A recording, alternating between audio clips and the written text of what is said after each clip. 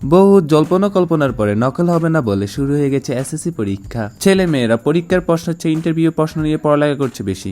ভাই তাকে পরোয়া করি না, নকল আনি নাই ভাই। চোর চুরি করে কি কখনো বলে যে আমি চুরি করেছি? হুদাই ফাল ফাইরো না, বাল শুকানোর পরে জইরা যায়। সরি, ওটা বাল হবে না, ওটা পাতা ছিল।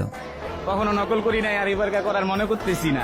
সবে তো পরীক্ষাটা শুরু, এখনো তো অনেকগুলো সাবজেক্ট বাকি রয়ে গেছে। ইংলিশের দিন নাকের ফুটায় কানের ফুটায় করে যে নকল আনবেন ওইটা ওই সময়ই দেখা যাবে। যে শিক্ষামন্ত্রী আছে ভাই উনি একেবারে জোকার। কেন, উনি কি তোমার পিছনে আঙ্গুল দিয়েছেন? তুমি তোমার মতো পড়ে গেলেই তো হয়।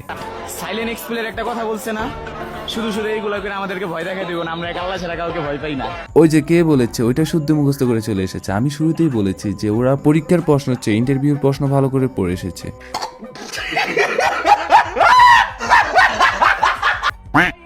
তো এসএসসি পরীক্ষা শুরু হবার কিছুদিন আগে তাদের বিদায় অনুষ্ঠান হয়েছিল। সেই বিদায় অনুষ্ঠানে মহান দিনে তারা নেচে কুদে বেরিয়েছেন সারাদিন। ওরে দেখে তো মনে হইতেছে যে শালার মির কি বেরাম হইছে। পোলাবাইনের পাশায় যদি সাপোসিটা ঠেলেও বইরা দেয় তারপরেও তো কেউ এরকম লাভ দিয়ে ওঠে না। এটাই তাগো পরীক্ষার প্রিপারেশন। আবার নাকি মিলন চাচ্ছ নকল মুক্ত দেশ গড়বে। আমি স্বপ্ন দেখি। কি বলবো রাসেল ভাই, এসএসসি পরীক্ষার্থী ছোট ছোট সোনামণিরা জানো শোনা বাবু, চকলেট টকি ললিপপ সবই নাকি আছে তাদের।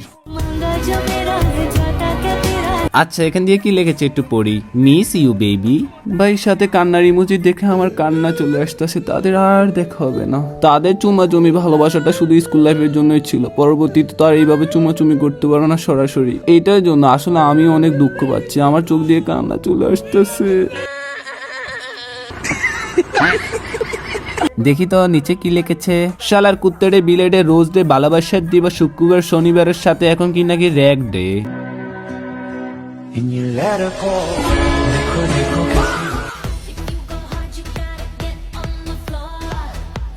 এদেরকে দেখে মনে হইতেছে যে এরা কিছুক্ষণ দস্তাদস্তি করার পরে এখন দাঁড়াই আছে। আজকে যদি কয়েকটা ছেলে মিলে একটা মেয়েকে ইপটিজিং করতে, এটা নিয়ে তুমুল ঝড় এবং কি আন্দোলন শুরু করে দিত। আর এখন কিনা ছেলে মেয়েরা ডলাডলি করলো, তাদের ফ্যামিলির থেকে বলবে যে এটা স্কুলে একদিন স্বাভাবিক হতেই পারে। ডিপ্রেশন। বর্তমানে আমাদের সবচেয়ে ভাইরাল পার্সন হলো শিক্ষামন্ত্রী মিলন। সবাই তার আশায় অধীর আগ্রহে বসে আছে। আসলে শালার বয়স হয়েছে তো, তাই গলার আওয়াজ এমন হয়ে গেছে। তাই এমন করে বলে যে তুমি কেমন আচ্ছা, ভালো আছো তা। মিলন চাচ্চ গেছে নকল ধরতে, এখান দিয়ে যাওরা পোলা বাইনে ফটো তোলার জন্য 2 আঙ্গুল দিয়ে পোজ নিতেছে। তোমরা রাজনীতি করবা জায়মা রহমানের সাথে।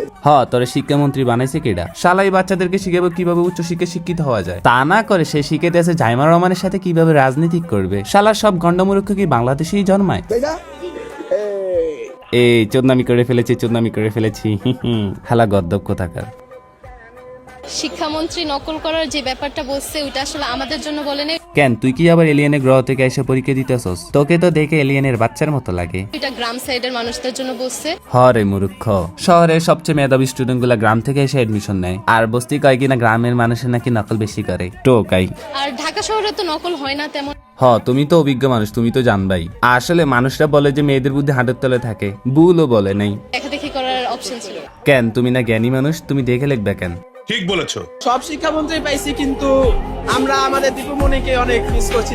এই দীপুমণি পড়ালেখার অর্ধেক গোষ্ঠী মাইরা দিছে, আর বাকি অর্ধেক মিলন সাহেবের হাতে আছে। দেখা যাক আর 2 বছর পরে কি করে। সে আমাদের অনেক আমাদের অ্যাকচুয়ালি আমাদের দিকটা ভাবতে হয়, ছাত্রদের দিকটা ভাবতে হয়। হরে যাওরা পোলা পরীক্ষাতে অটো পাস করাই দিত, ওইটা নিয়ে ভালো লাগতো। এডুকেশনের এমনিও গোষ্ঠী মাইরা দিছে, আরো গোষ্ঠী মারার জন্য দোয়া করতেছস। যাই বলুন না কেন, দেশে কিন্তু পড়ালেখার করুণ হাল চলছে। এই পড়ালেখা দিয়ে কোনো স্টুডেন্ট কোনো বালটাও ফেলাইতে পারবো না চাকরির ক্ষেত্রে। তো যাই হোক, এদেরকে নিয়ে আর কথা বাড়াবো না, আজকের জন্য এতটুকুই। তো আসি গাইজ।